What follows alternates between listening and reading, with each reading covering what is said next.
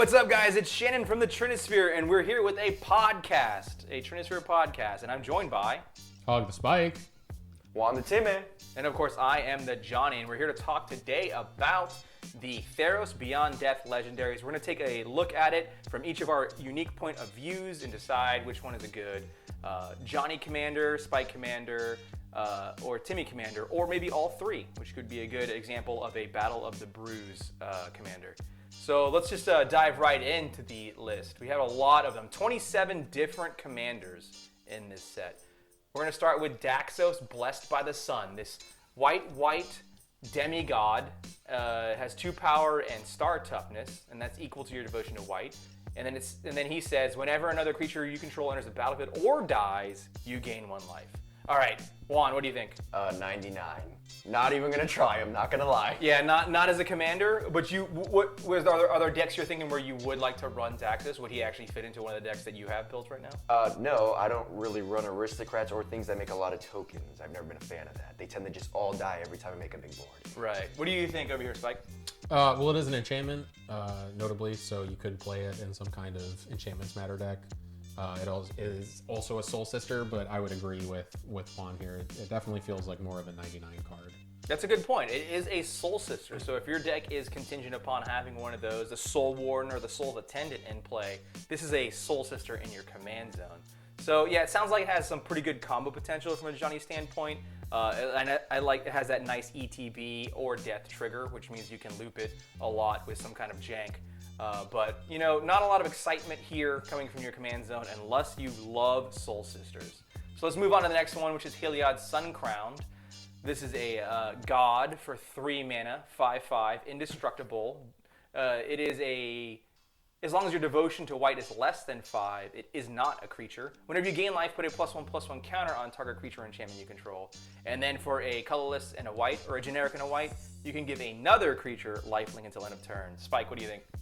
It's pretty good. My boy Heliod here. Obviously, a lot of people have talked at combos with Walking Ballista and Triskelion, which is pretty sweet. I also like that it puts counters on enchantments, so you can put your counters on your inactive gods and wait for them to become creatures, and then you can get in for more damage. But all in all, it's pretty good card. Yeah, it's pretty hot tech. What do you think? You're telling me I can't put the +1/+1 counters on my land tax, so when I animate it, I can't just beat face of that guy? What? There you go. You're going to use that, what is that thing called? Starfield of Nyx. You just like, build it up and get ready to go. Oh, what's the older version of it, though? The other Opalescence. Opalescence. Yeah. I can see my face getting beaten in with that. Yeah, so I mean, this one kind of gets a little bit of a thumbs up from everyone. Like we're saying, it's got some jank possibilities from a Johnny point of view.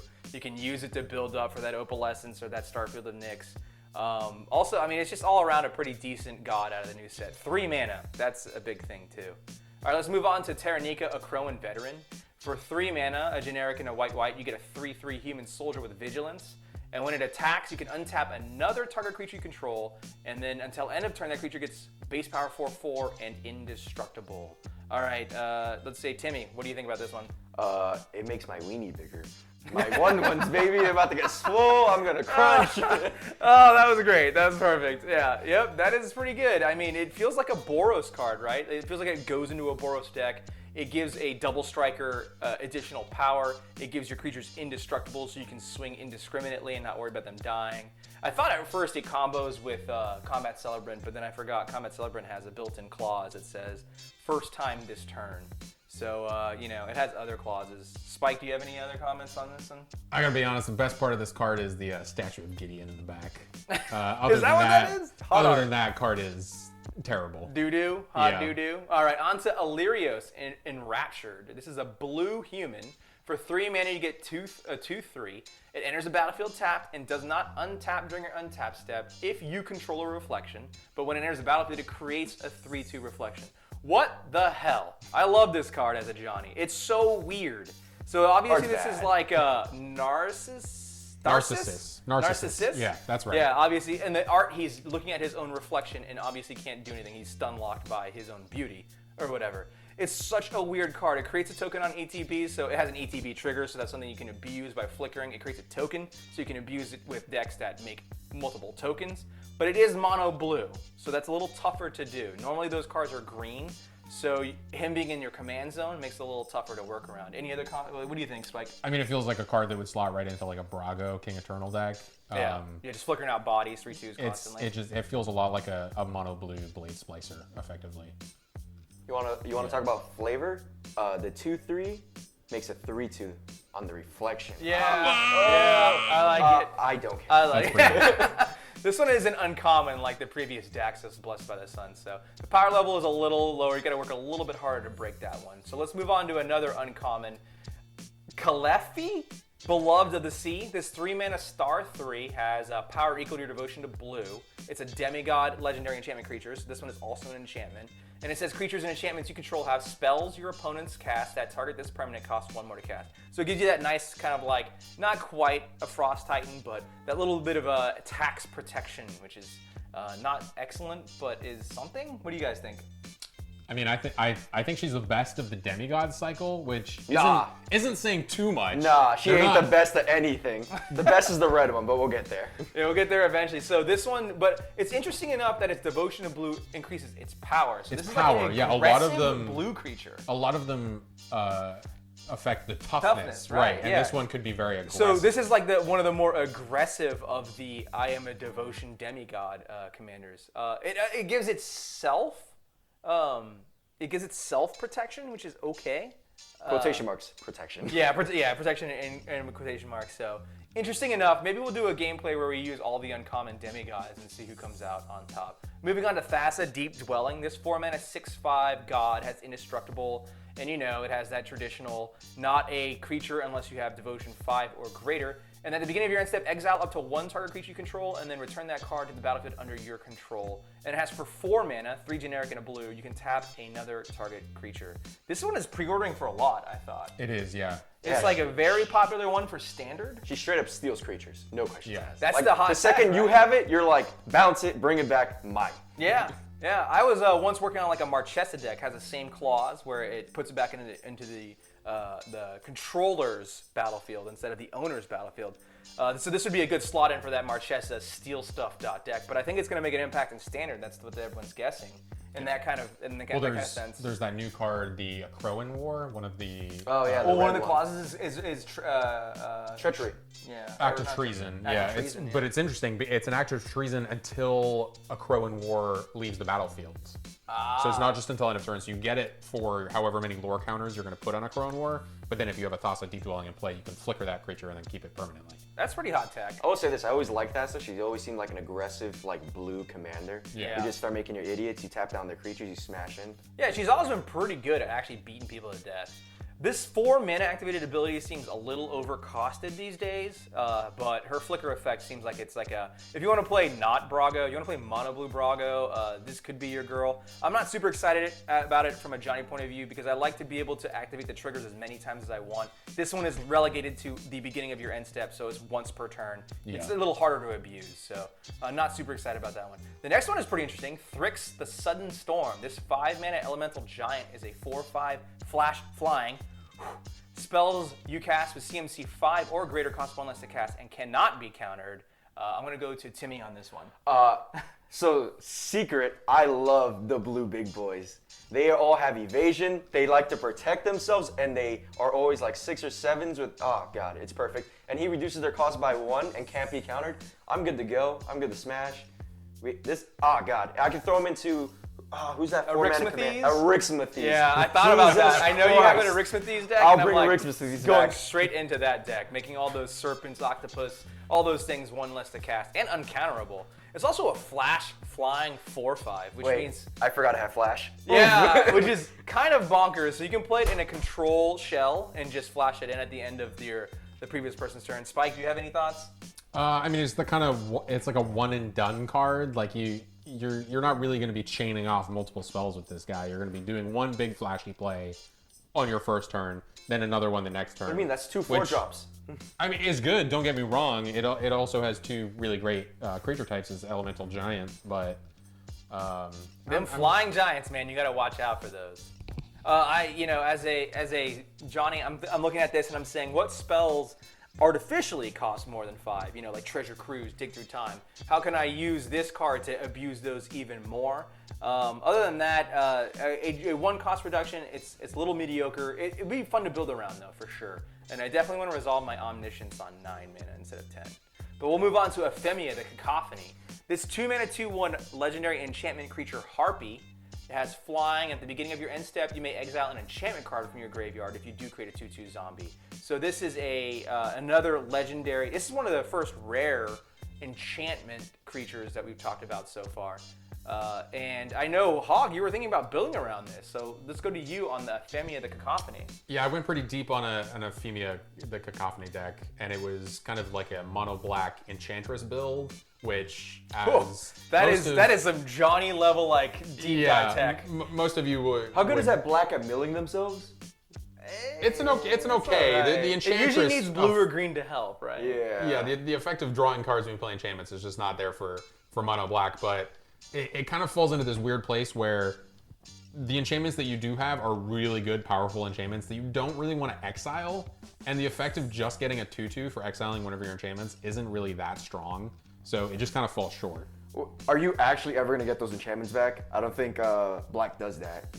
That's true. I don't know if in this set there was some kind of reanimate all enchantments from your graveyard into play. That would have been kind of bonkers. It would have been white, obviously not black, so I don't think it would have been in your wheelhouse. But yeah, once again, you know, from a Johnny point of view, whenever it's relegated to a phase of your turn, it's not as easily to abuse, so it's not very interesting to me. I do like that they're trying to give Daxos, I think the Orzhov colored Daxos, some more support, because that guy needed it a lot. And this is there, I guess. That guy's but hot not shit. Yeah, I know, right? You know, like Orzhov Enchantress, let's go, question mark. So let's move on to Erebos, Bleak-Hearted. Ooh, another god, 4 mana, 5/6, indestructible, has the God Clause, the Devotion God Clause, and then it says, whenever another creature you control dies, you may pay 2 life, and if you do, draw a card. It also has an activated ability that says, for a generic and a black, sacrificing another creature results in target creature gets a -2, -1 until end of turn.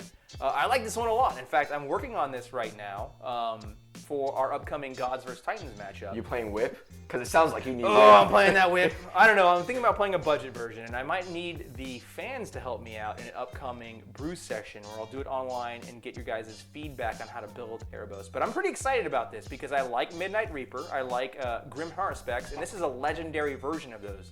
Now, it does have a pretty big drawback. You lose 2 life. Midnight Reaper only does 1 damage to you. This does 2. But this is a May, so we can mitigate that. And then maybe we can play around with the fact that we lose a bunch of life and maybe, I don't know, repay in kind to punish our opponents. Ew. We'll have to see how that goes, but what do you guys think of Erebos? I like, versus the old Erebos, you had to pay mana into it. It was like a legendary greed. You had to pay mana to draw your cards. I like that this one's free. I also like that it has a stapled on creature removal. The -2/-1 could have been a -2/-2. That obviously would have made it a lot, or at least a little bit better. I know.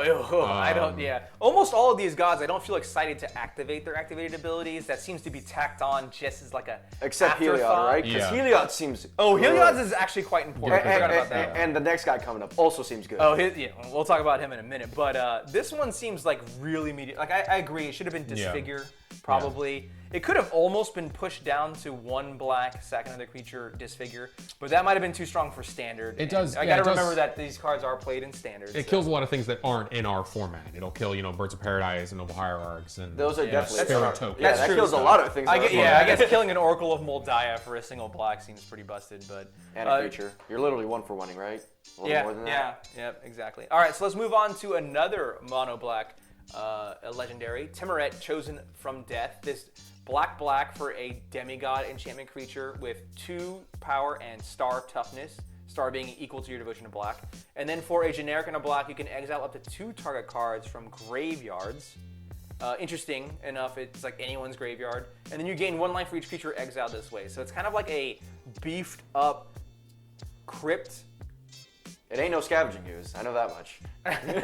That's true. It does not grow in power and toughness. What do you guys think?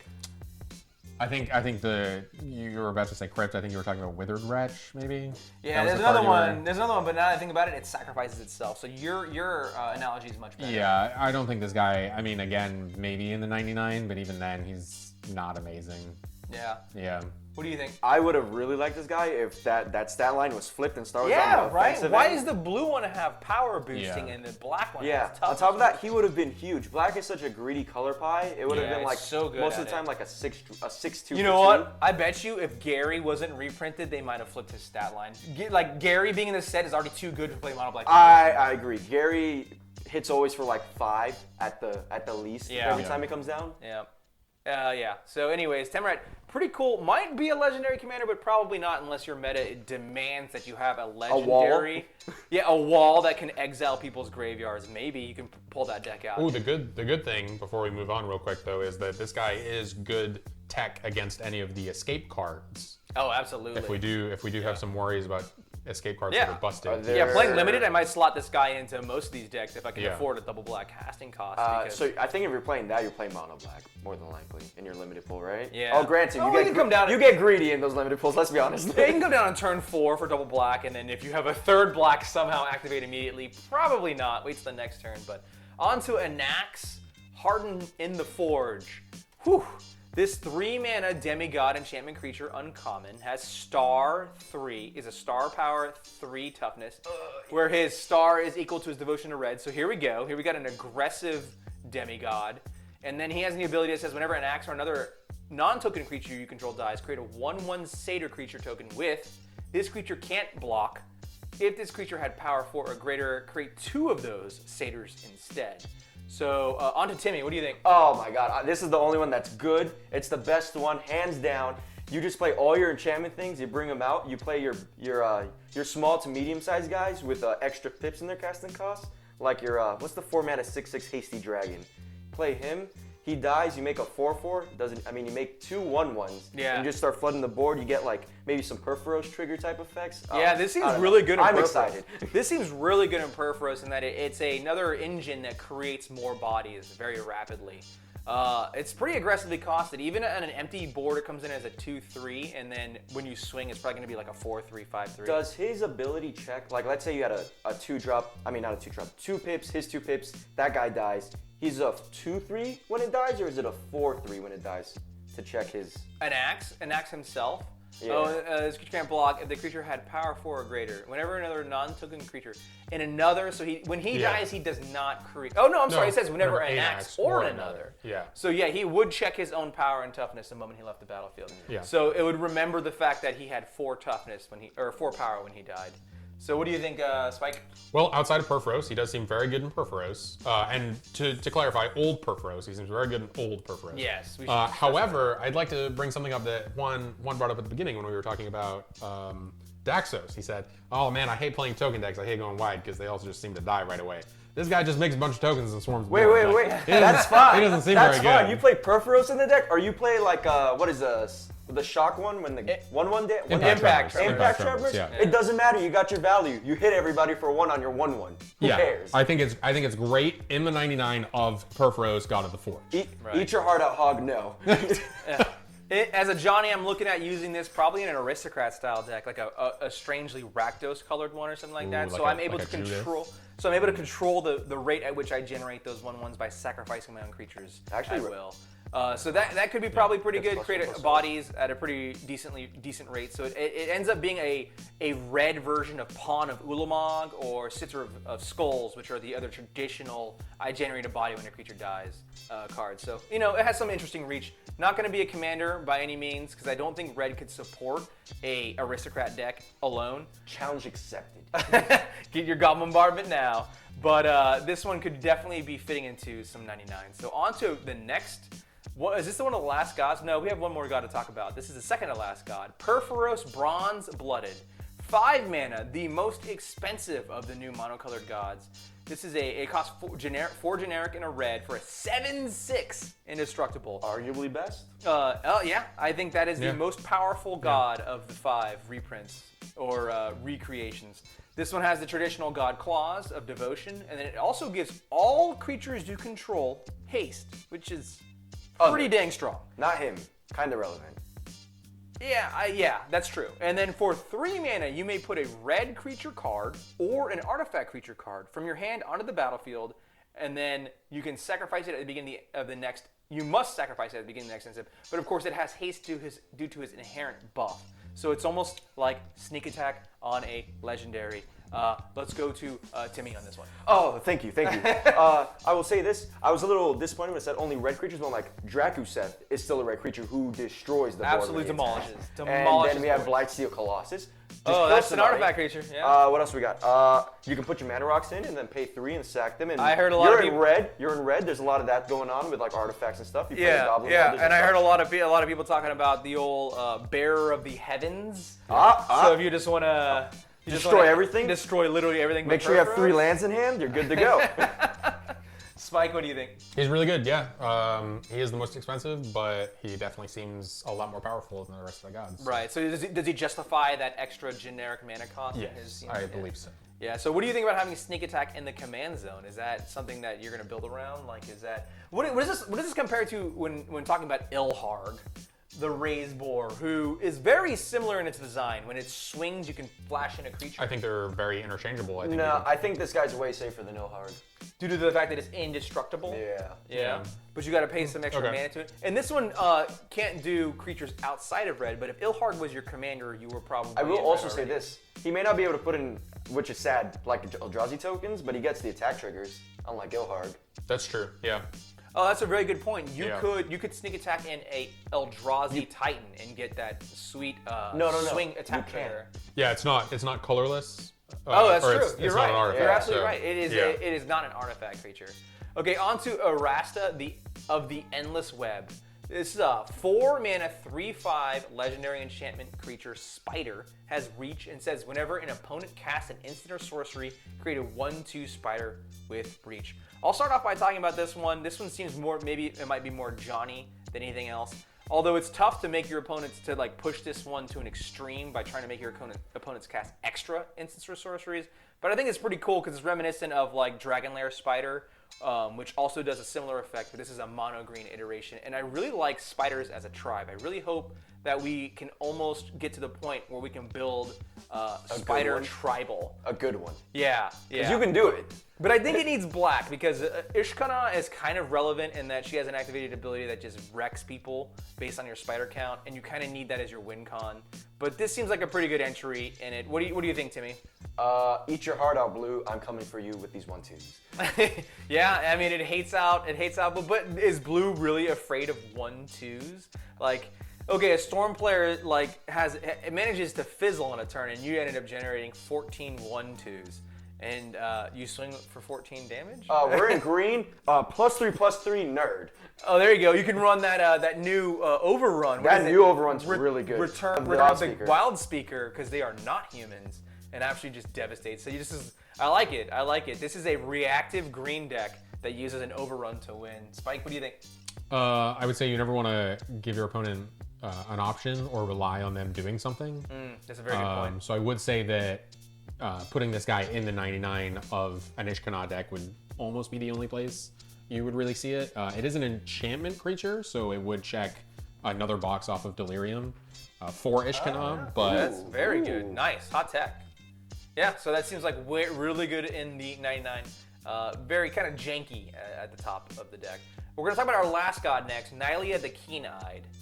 Nylea Keen-Eyed. There's no the. This is a 4-mana 5/6 indestructible. God has a devotion clause, and it says creature spells you cast cost 1 less to cast, and has a 3-mana activated ability that says reveal the top card of your library. If it's a creature card, put in your hand. Otherwise, put it into your graveyard. Now I want to talk about this one real quick because I put a poll out there and asking you guys, would you rather see me play next between Nylea and Erebos? And I really thought you guys were going to pick Nylea. I don't know why. And I was really excited to build. Me and the guys have talked about this deck where we play nothing but 0, 1, and 2 drop creatures and we just storm off. And everyone's like, nah, I'd rather see Aristocrats for the 19th time. You seem a little salty. I'm pretty salty about it. I'm so tired of building mono black or black X. And it clearly based off of creatures ETBing, dying, or leaving the graveyard, whatever. But anyways, I really like this creature. Having a cost reduction effect in the command zone has always been pretty strong. We've had a couple other examples like the Dragon and some other ones. Goreclaw. Oh, Goreclaw, yeah. That's pretty good for the Timmies because it's got to go big, but it's still strong. And once again, the activated ability on this one seems pretty mediocre. You think real so? top for 3 mana, real top card. If it's a creature, draw. Otherwise, go to your graveyard. So, I mean, seems, green tends to dump out the hand, and then you're like, I got nothing to do with this. Yeah, I mean that seems right, but I think you can build around that. Green has a lot of really good options for drawing cards. This seems like a callback to the time where it didn't have all these excellent fair. draw engines that were available to us in EDH. Spike, what do you think? I think it's a hidden gem. The ability is a green to activate, but that's Surveil. That's a Dimir mechanic. You can either put it into your hand or the graveyard. Is it an or? Put the top card of your library. If it's a creature card, put it into your hand. No, that's not or. That's Yeah, right. if it into it's your- not a creature, it must go to the graveyard. Yeah. Oh, okay. So the only thing going to your graveyard are non-creature cards. No. May. You can keep it on top if you wanted to.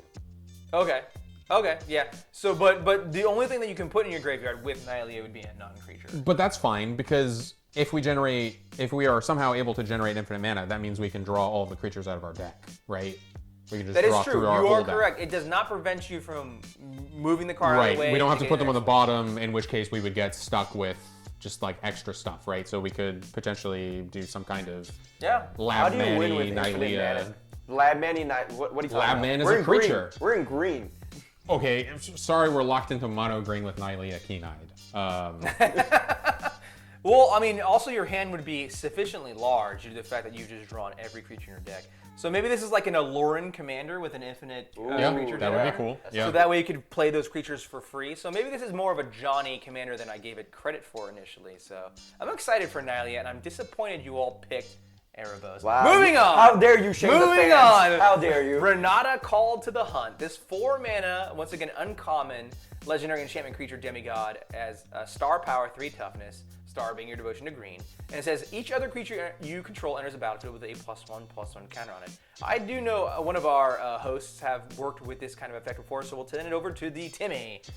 Oh man, I built Who was that commander? Grumgully. Oh, I was thinking a different one that I never put on the show, but yes, Oh, okay. Grumgully +1/+1 You counter. have multiple +1/+1 counter gems. I tried to do mono green artifacts, and that was a shit show. Never again.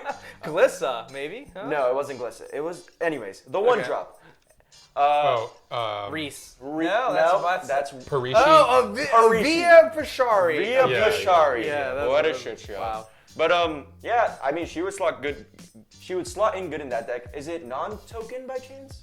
Okay, no, you could just start going wide with like some saprolings Yeah, and just I like tutus it. out there on these streets. I like it. All right. Spike, what do you think? I would like to take back my previous statement where I said the blue demigod was the best. It's the red one, actually. right? No, I do actually like Renata Called to the Hunt. I think she's very good. I think she's unsuspecting. I don't think if you sit down at the table with her at the helm, it seems like a very kind of like okay, that's fine, +1/+1 counter on each dude, and it can get out of hand. And there's a lot of cards that support +1/+1 counters on your creatures. Queen. And like Queen. And Queen. Sure, that's not really what I'm talking about, but yeah, of course. I'm talking about like Rishkar Pima? Yeah, Rishkar, Pima Renegade. Prima Renegade, yeah. All your creatures with +1/+1 counters tap for can tap mana. for mana, yeah. There's the cycle from Khans of Tarkir that if creatures have +1/+1 counters, they do an extra thing. Right. All of those kind of cards would work very well here. You guys are playing fair magic. This card is ridiculous. It's like exactly like Grumgully in the fact that it puts +1/+1 counters on creatures that persisted, It slots very well. making them go infinite. So with Woodfall Primus, you can blow up everyone's lands. Yeah, but this is Well, easy. There's so many green enchantments that do that. Oh, this one's a legendary creature, so it's in your command zone now. So that you have is- access Yeah, to that was a very solid point. I'm you not have gonna lie. you have access. So was Grumgully, well, and so you I get guess, red. I guess technically so was Malira, right? Malira. Wait, was a Grumgully got legendary, sneak yeah. attack. All right, Grumgully sneak So attack. Grumgully might have been better in the fact that it had red, but this one's still a mono. So this could be, I guess it doesn't do much more than Malira had already done in that sense when it comes to Grumgully's persist 3-mana. combo. Yeah, you're really only getting access two. to Woodfall Primus here, and I mean it is good, but you don't have as many, and Woodfall Primus costs 8 mana, so it Okay, is so certainly an option. You pay for a fair Woodfall Primus, Spike? I revised my statement. This is a I budget just wouldn't play Malira. Woodfall Primus. I mean, Wow, that's Yeah. disrespectful. That guy's a house. All right, on to one close to my heart, Atris, Oracle of Half-Truth. This 4 mana, 3/2 Dimir colored human advisor. has Menace, and when it enters the battlefield, we look at the top. We have an opponent look at the top 3 cards of our library and separate them into a face-down pile and a face-up pile. Then we choose one to put into our hand and the other into our graveyard. I did play this on a recent episode. There's a link on the screen right now for that if you want to go see the gameplay. But this one, not super powerful, but I did my best on using a deck that re-triggered ETB effects as many times as possible, and then additionally used your graveyard as a resource because, of course, it takes away the dilemma of having to try and figure out how your opponent is screwing you with the piles, because there's always a mini game inside the game when you're having to pick between a face-down pile and a face-up pile. So I just try to throw that out and use our graveyard as a resource. What do you guys think about Atris overall, though? It was pretty good, yeah. It was very interesting to play against it. The kind of mind games of, how do I separate piles? But it was pretty strong. I enjoy getting handed piles. It's always fun to. Yeah. You always like especially to pick, now, right? since Yeah, you get to flip them down now and put them up, it's really fun now. Yeah. Like, oof. Timmy's love playing against Atris because they love picking piles. I'll tell you that much. All right. So yeah, overall, it's kind of lukewarm on this one. It definitely is a very the power level of this card is very conservative. So I wouldn't say it was a strong commander, but I enjoyed playing with it. I enjoyed trying to break bad cards, and I considered this one a bad card. Moving on to Dalakos, Crafter of Wonders. This is it colored 3 mana 2/4. Merfolk Artificer says tap to add Wing Ding. Spend this mana only to cast artifact spells or activate the abilities of artifacts. Then it also says equip creatures you control have flying and haste. Spike, what do you think? Well, I think this is the next real world. We had that blue guy that was obviously a reference to Narcissus, and this guy's Daedalus, right? I would think. Oh, the guy made the wings. Yeah. Oh, I see. Right, for Icarus to fly near the. Yeah, this is Daedalus. What a jerk. But the card's really good. I like that they moved kind of this artificer thing into blue-red. A couple years ago we got the Tawnos, right, in the precon. Yeah, that one's pretty sweet. But this guy's really good. I mean, he's a Worn Power Stone in the command zone. Okay. He's got good stats, and he has good abilities for giving your Voltron-y creatures evasion. So I think he's pretty good. He's a great Voltron commander. He equips for he casts them for free, and then you just get to equip them on and start beating face. That's what I said. He supports your Voltron creatures. No, he's the Voltron creature. He is. He's saying he's playing Voltron with Dalakos. Yeah, okay. He is a creature and he supports Voltron creatures. So I don't know what more you want from me. He does tap to cast his artifact, but he is pretty interesting. You got to take your L somewhere. Yeah. Honestly, from a Johnny standpoint, this is the least interesting is it commander I've seen in a long while because I'm never really interested in. Is there no way to untap him to cast more artifacts? Intruder alarm. Oh, artifact creatures. What are you doing? You're trash, kid. Yeah. I guess we get a Worn Power Stone or a Palladium Mirror in the command zone. Whoop and holler. But in order to take the maximum effect of him, we have to play equipment too, which I just don't ever want to do. Artifact as spells? a Johnny. No, just play artifact creatures. Yeah, but the rest of his card is blank effectively. He is just a. You got to kill him somehow. That one card. From New Phyrexia. The one that gives infect? No, the one that you can equip. Non-artifact or non-equipment artifacts become equipments. Bludgeon Brawl. Now we're talking. This is hot. Now we're talking. We'll talk about Bludgeon Brawl Dalakos? I don't know. Whatever. Yeah. We'll talk about him in a different episode. Let's move on to Eutropia, the Twice Favored. This 3-mana 2/2 legendary human wizard is Simic colors. It is an uncommon. It has Constellation. Whenever an enchantment enters a battlefield under your control, put a +1/+1 counter on target creature. That creature gains flying until end of turn. Spike, what do you think? I think this is another great Voltron one, and I'm going to go a little bit Timmy here. Nylea's Colossus from doubles his power. The Estrid Commander precon. Yeah, if you slam one of those and just start putting the counters on Eutropia, you can get into lethal commander damage really quickly with her. Right. As long as she has haste, right? Yeah, Timmy, what do you think? I didn't even think of that. I was about to hard pass, and then this guy wow. started talking about Nylea's Colossus. Timmy? It said Nylea Colossus. I'm like, I forgot about this card. Yeah. From a Johnny standpoint, the ability is not that great. Just giving a creature a +1/+1 counter and flying is not exciting. Even the prospect of somehow reaching a point where we can use the same enchantment infinitely, this makes one big beater, or maybe an army of big beaters, not really that exciting to me. There could be a build out there that might make Eutropia interesting, but I don't see it. So on to Galia of the Endless Dance. This is a 2-mana 2/2 legendary satyr. It is Gruul colors. It has haste. It says other satyrs you control have +1/+1 and haste. And then whenever you attack with 3 or more creatures, so battalion, you can discard a card at random to draw 2 cards. Wow, that's so much to take in. Spike, what do you, Timmy, what do you think? Memnite, Mana Dork, turn 2, cast her, draw a card. Easy. You did it. Card's Was bad. that worth Card's it? bad. That was the most exciting. That was actually a perfect play for Galia the Endless Dance.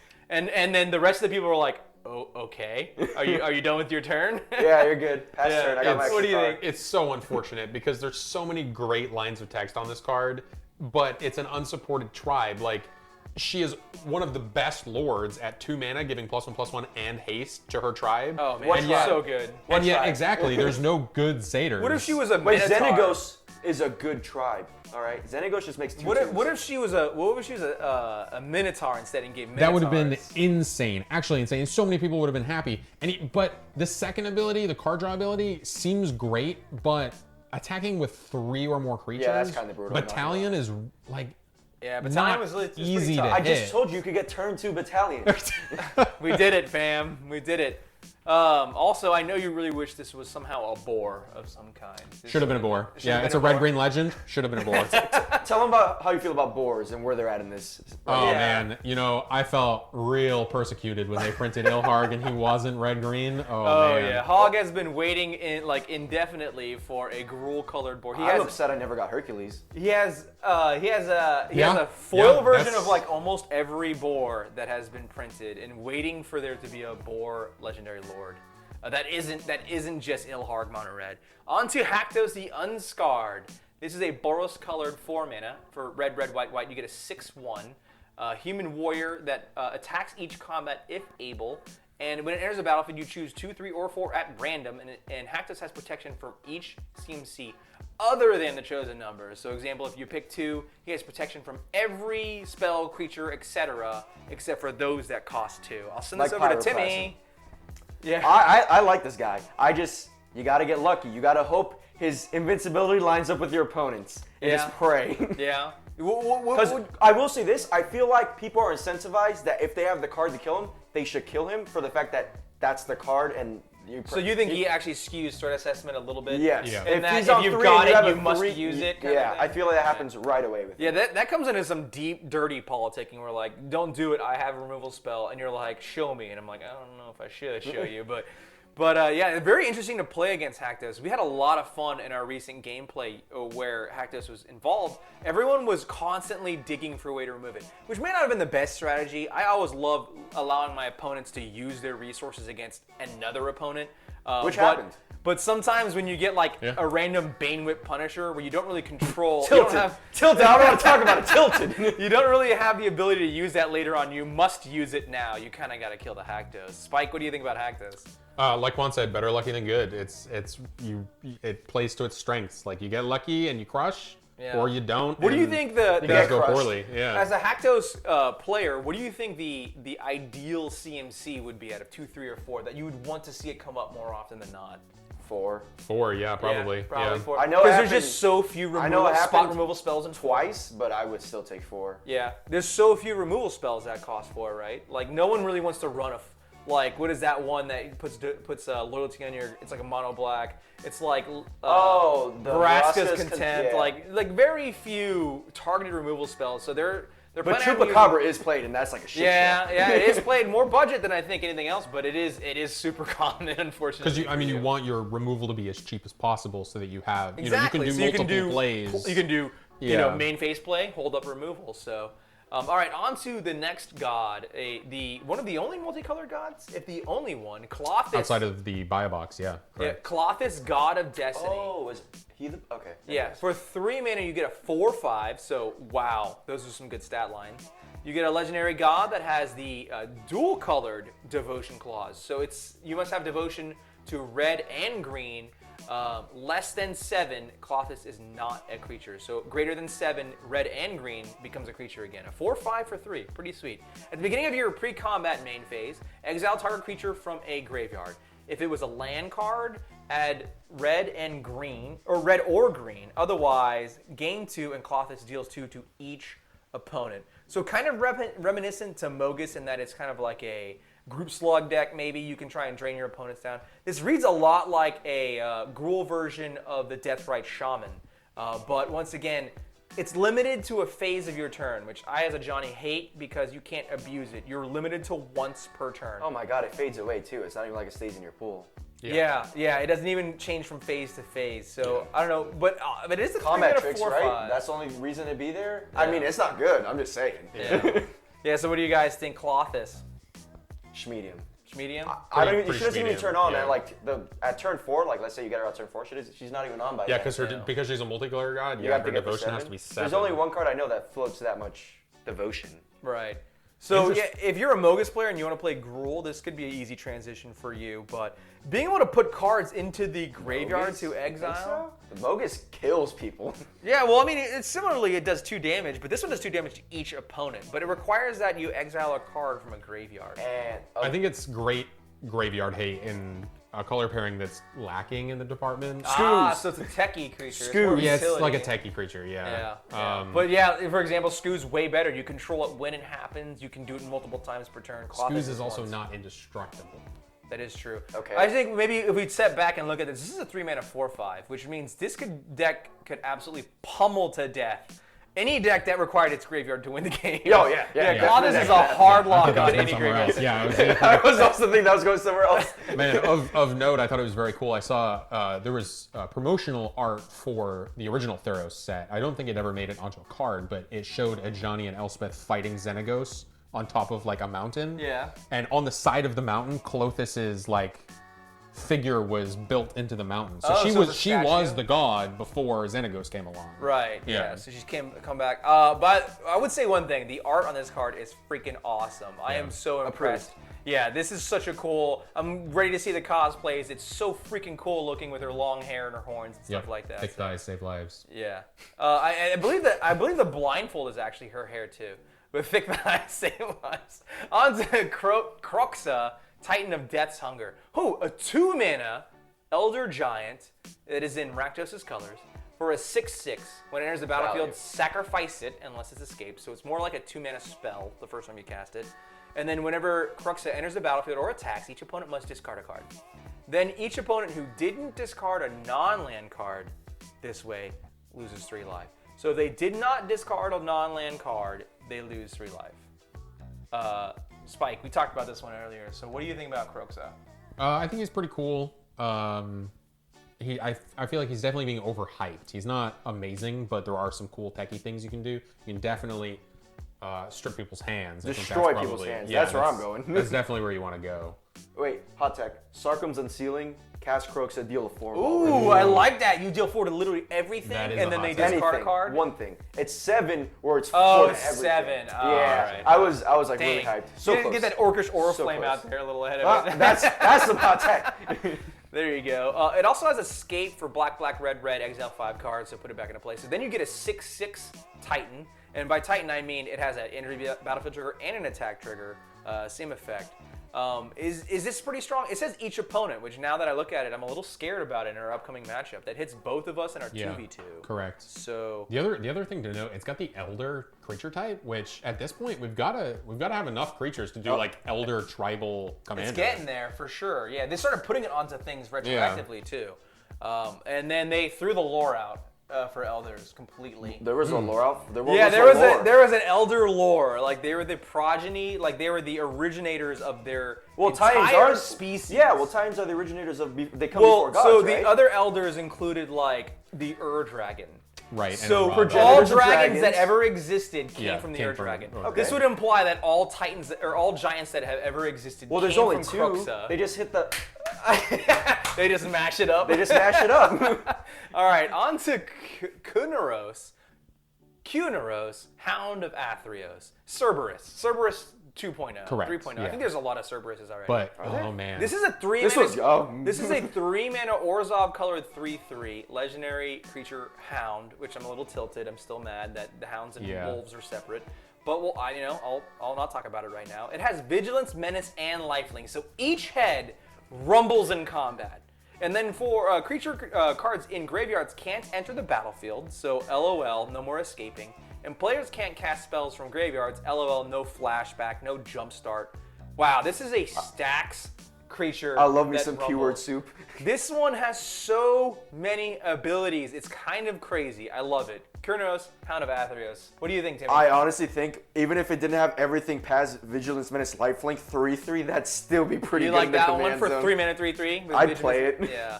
I think all It'd the be a other meme, abilities. but I'd play it. All these other abilities make this one like borderline, not, I wouldn't say CEDH, but like you like to mess with people who play CEDH. I could see it getting some play. Yeah, because Yeah, I know a definitely. big thing about CEDH these days has been stacks, and this one Yeah. has some stacks built into I it. love me some stacks. Slowing down the game to like medium. Yeah. that's- Just watching people not be able to do things, I like that's some your jammy Rurik Thar jam. CDH guys, and that's my jam. Yeah, Spike, what do you think? yeah, I agree with the Staxy plan. He is very good. He's efficiently costed. He's got a lot of great abilities. I can't help but say though, like the fact that they slapped legendary on this Cerberus and not legendary on Underworld Cerberus. They're talking about Underworld Cerberus. I love that one. He was so good. I mean, granted, this is a 3-mana 3/3. The old one was a 5-mana 6/6. But maybe it's just Cerberuses in general. Underworld but they Cerberus. have. Yeah, it's the Rakdos colored Let me one. tell you about this card. Yeah, read that one off. 3 black and a red for a 6/6 hound. Can't be blocked except by 3 or more creatures. So Mega Menace. Mega Menace. Cards in graveyards can't be the targets of spells or abilities. And when it dies, you exile it, and each player returns all creature cards from his or her graveyard to his or her hand. That would have been a hot. Hot. command. Yeah, this Yeah. card being legendary would have been Bonkersville. It's so Bonkersville, much fun yeah. to play Rakdos. But anyways, back to Kunaros. It's pretty good. I like this one a lot. I'm not really interested from a Johnny slant. There's no real way to abuse this, but I think it's a very good commander that everyone should look out for in almost kind of all formats. It'd be really fun to build around because you can build an Orzhov deck that really does anything, and then have this at the helm as a hey, by the way, your graveyard deck's your hosed, kid. Hey, he rumbles with Questing Beast, and by rumbles I mean he just ignores Questing Beast. Yeah, that's true. All right, on to Pelukrinos Unchained. This is a Golgari-colored 4-mana 0/0 zombie Hydra. So I guess Pelukrinos died or is in the Underworld. I don't really know. Anyways, this comes in the battlefield with 6 +1/+1 counters, and it escapes with 12 +1/+1 counters. If damage will be dealt to Pelukrinos while it has +1/+1 counters on it, prevent that damage and remove that many +1/+1 counters from it. And then for 3 mana, a generic, a black, and a green, it can fight another target creature. And its escape clause is for 6 mana, for a black and a green. Exile 6 other creatures from your graveyard. Whew, I'm almost out of breath. Hog, take it away. All right, so I like this card. I mean, again, it's 4-mana 6/6. That's really strong. You are definitely gonna have to build around it. It almost seems like it would have to be like a 99 card because. Nah.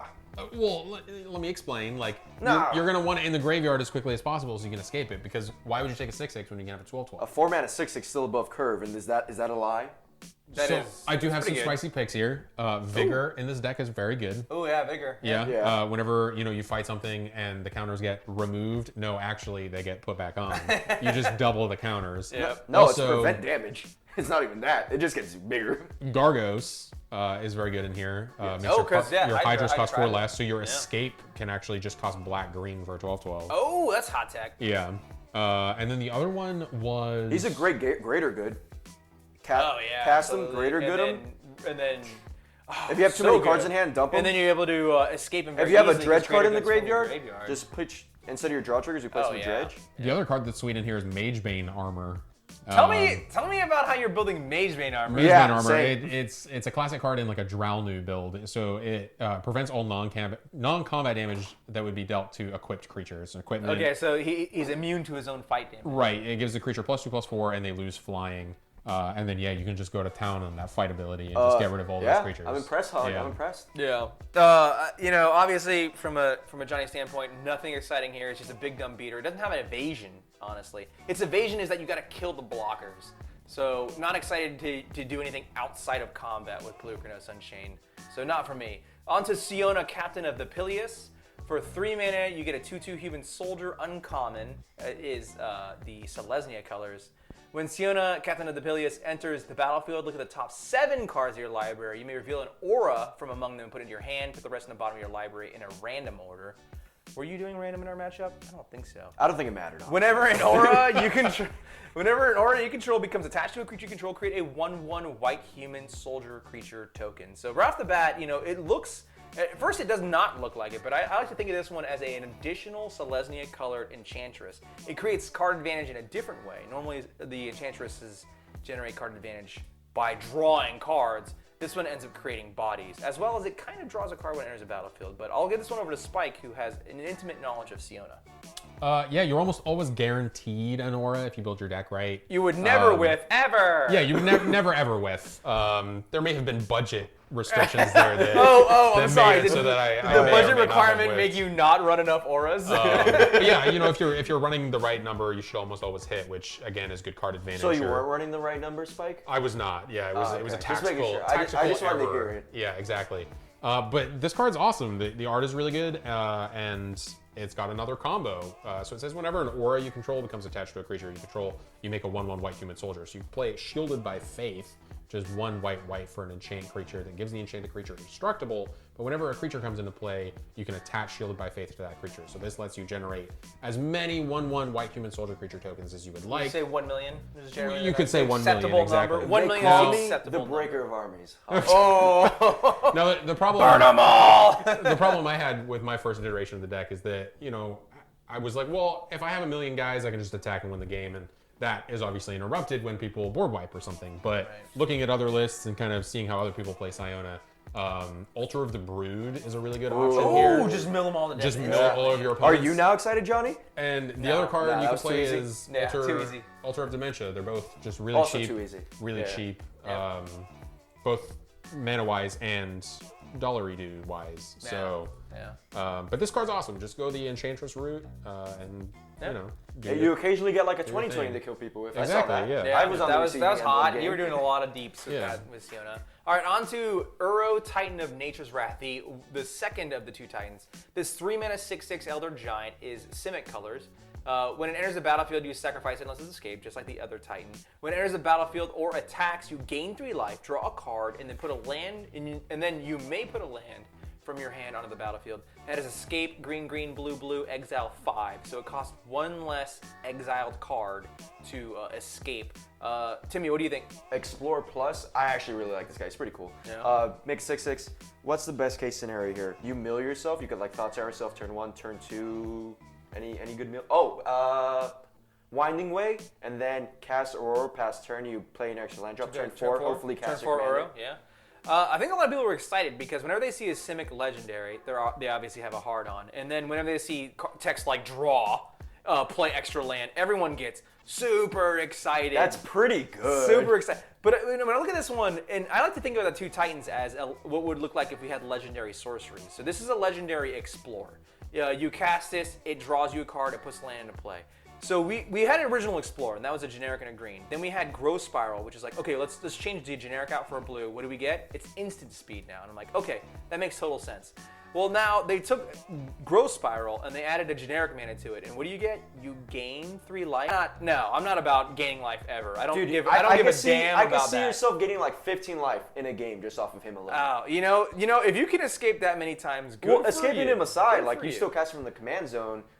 You still get that. I don't know. That's I think true. it's- I mean, think it's pretty- you can escape him once, and then when he dies again, you could be like, you know what? I'm gonna not put him in the graveyard. I'm gonna put him in the command zone, and then 5 mana explore. Oh god, this makes me sick to my stomach. Spike, what do you say?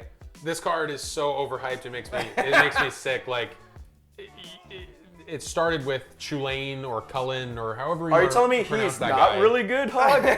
He's great, but just that whole like, oh, play a dude, draw a card, gain a life, put a land in the Yo, like, you're about to get roasted in the comment section. This card all the hoops you have to jump through just screams to me, just play Tatiova. Are you screaming dirty Timmy at whoever likes this Exactly. card? Yeah, if you like this card, you are a dirty Timmy. Ooh, that is dirty Timmy. This Join gets the club. the dirty Timmy. dirty stamp of Timmy. approval. Yep, correct. Jesus. All right. Yeah, we'll have to see. I mean, we're gonna put up and shut up. We're having an upcoming matchup where it's gonna be Uro and Kroxa. Is that the name of the other one? Versus 2v2 baby. Erebos and Heliod. It seems like a one-sided matchup, but hey, you know what? Yeah, Anything we can might happen. just be a little one-sided here. We might just be like a little opinionated. on Yeah, how this I don't know. Maybe we were biased here. All right, we have one more EDA. Last one but not more. least. Yeah, it is in fact not in this set. It is Athreos Shroud Veiled, 6 mana 4/7 God. This only comes as a buy a box promo, I believe. Is that correct? Correct. So this is a Orzhov color. It's like Athreos, but God does it cost twice as much. And it has that original clause where its devotion must be 7 or greater to become a creature. At the beginning of your end step, put a coin counter on another target creature. And then whenever a creature with a coin counter on it dies or is put into exile, return that card to the battlefield in your control. I'll take this one away because I used to play Athreos, the good one, the 3-mana one. This one is hands down terrible compared to that one. You know, all the Johnny checkboxes, it can only be triggered once per turn, so it's not abusable by any means of the imagination. And then I just love asking people, pay 3 or put it in my hand. That gets me off right so there. I bet you- love... Pay 1? Are you one of those guys? You monster? You know what? Risky Study's too like normal for me. I Okay. need Athreos. Pay 3 Pay it 2 goes or I in get my a hand. treasure?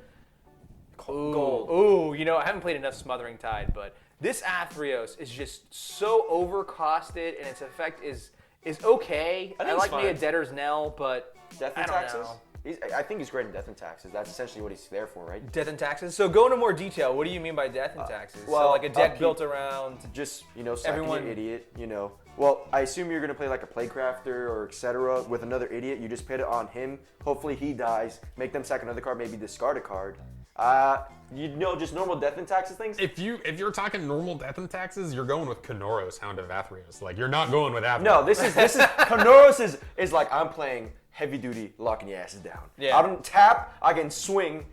Oh man, I'm so excited Death for this dog. and taxes. Yeah, that. You are describing what death and taxes is. I thought death and taxes were more like sack all your creatures, make you discard cards. You don't got shit. You can't do anything. Yeah, I mean, they're kind of different. You should note that Kyrnos says all players can't play spells out of graveyard, so it affects you yourself, whereas Athreos I mean, I'm may pretty have sure some kind of- you're gonna deck for that, right? You're like, I'm not gonna. Yeah. But Does Athreos affect commanders? If you put a gold counter on somebody else's commander, put a gold counter on target creature, and whenever a creature gold counter it dies dies or is put in exiles, exile. return it to the battlefield under your control? Oh, that is a Or does the really replacement good put it question. back? I do Because I know- Politics.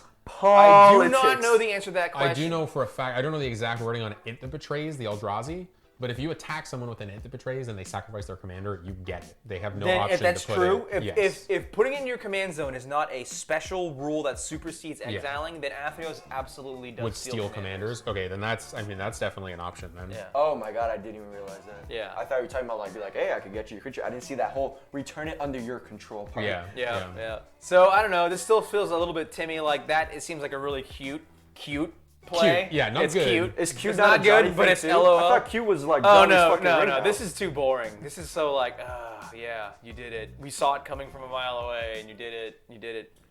Golf clap. Anyways, all right, guys, that wraps up a look at the legendaries from 3 points of view from a Johnny, a Timmy, and Spike. I think we have a pretty good selection here. Not a whole lot end up being the commander. I know the big opinion here is that a lot of them end up being in the 99, but there's a lot of really good support cards for the 99 in here. So let us know in the comments below what you guys think. Are there ones that you're interested in playing as your commander, or are you just going to slot them into your 99 as well? And be sure to hit the like and subscribe button, and as well as the bell icon. It really helps to show out when you guys show us what kind of content we produce that you like, and also get notifications when our additional deck text gameplays and now podcasts. Hey. We're getting back into it. We're gonna talk a lot more. You're gonna hear our voices a lot more. You're gonna hear us argue a lot more from our 3 points of view. But great. that's where our show came from. It was let's agree to disagree. Yeah. It was literally should have been our motto. Nick's Agree Blue- to disagree. Nyx Bloom Ancient. Ancient. trash. Yeah, This is I coming from a said Timmy. Wow. This is the Timmy here. I That's played so too weird. much void clicks to have it die before my turn. My mind is blown. Anyways, guys, we'll see you next week. Thank you for joining us here at the Trinisphere. And this is the Johnny, as well as The Spike. and the Timmy, and it's about sending messages like Nick's Bloom, whatever, is trash. Ancient. All right, guys, you guys take it easy. We'll see you next time. Goodbye.